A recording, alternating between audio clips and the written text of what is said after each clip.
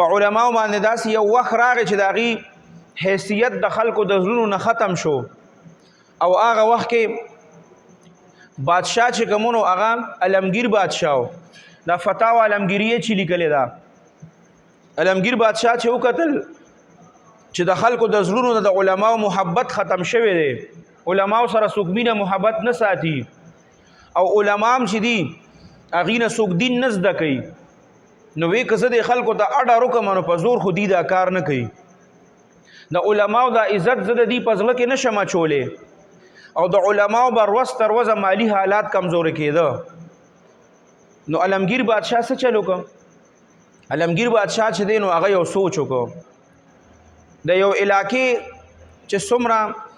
نواب به یا به غټ سړی و د هغه ته به هغه علاقه ټوله حواله وه به د هغې مشر و هغه یې راوغوښته یو پیره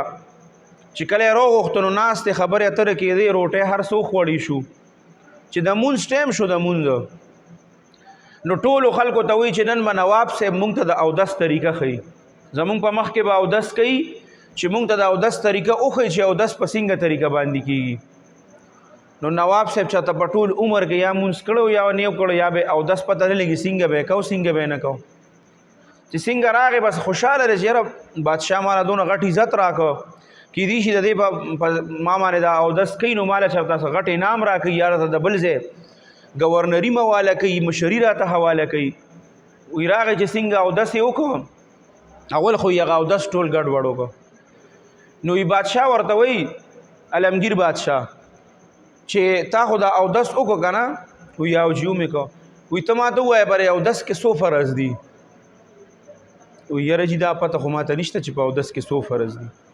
وی واجبات پکې څومره دي وی دا پته ماته نشته وی سنت پکې څومره دي وی دا پته ماته نشته وی تاله شرم نه درځي د ټولو خلکو په مخ کې ورته وایي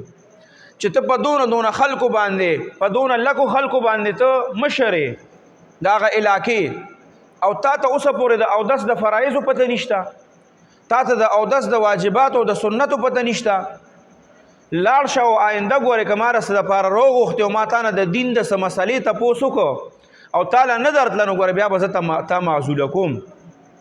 لږې ورځې پکې تېرې شوې روژه راله روژه د بلې علاقې چې کوم مشر ګورنر نواب و هغه یې راوغوښته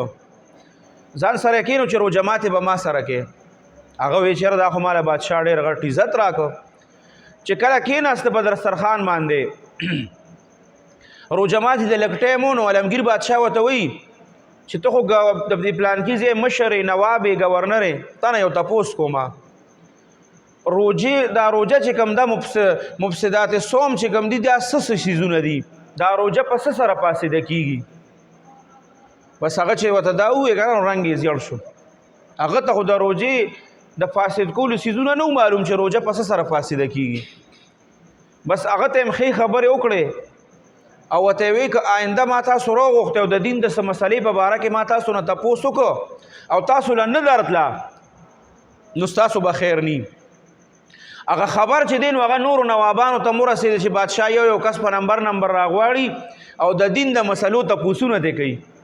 چې څومره نوابان او ګورنرانو هغوی په علماو پسې لړل د علاقې چې څومره علماو ته مینت زاري شروع کړو چې ما ته به راځي او ما ته به د دین د مسلې ښیي